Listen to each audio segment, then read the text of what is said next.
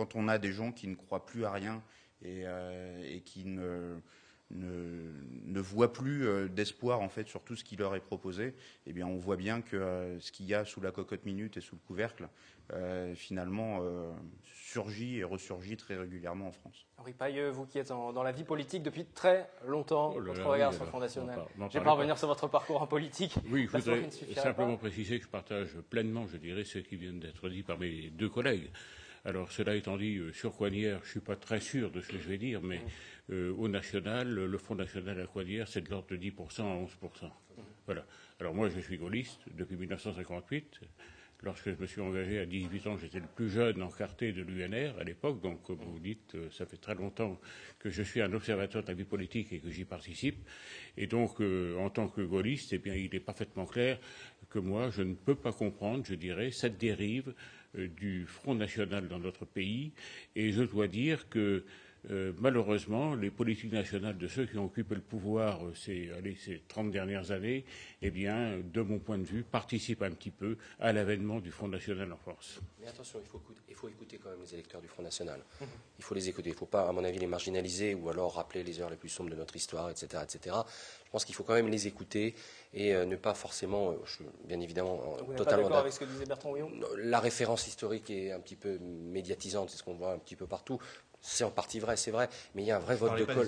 Non, j'entends bien. C'est pour ça que je fais la différence. Je dis que, justement, par rapport à ce que vous avez dit, il faut aussi écouter parallèlement les électeurs du Front National qui ont des choses à dire. Voilà, c'est tout. Rapprochement probable, c'est-à-dire que le rapprochement, nous ne l'avions pas fait encore, puisque nous étions dans une intercommunalité intermédiaire.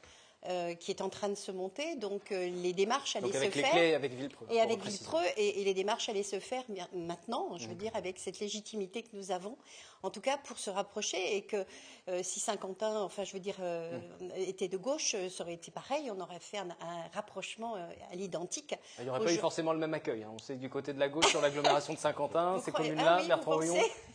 Vous pensez ?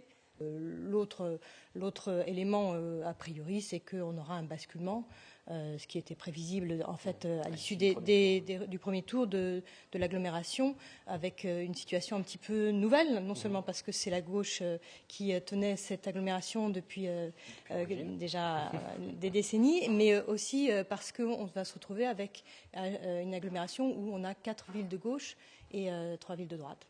Donc forcément, il faudra inventer quelque chose. Pour vous, c'est pas cohérent parce que les règles ont changé, ça explique ce changement aussi. Les règles, puisqu'on vote pour les élus communautaires directement et le rapport de force change. Il y a un nombre d'élus communautaires par ville. Ils sont désignés par les votants dans les communes en fonction des résultats obtenus. Ensuite, voilà.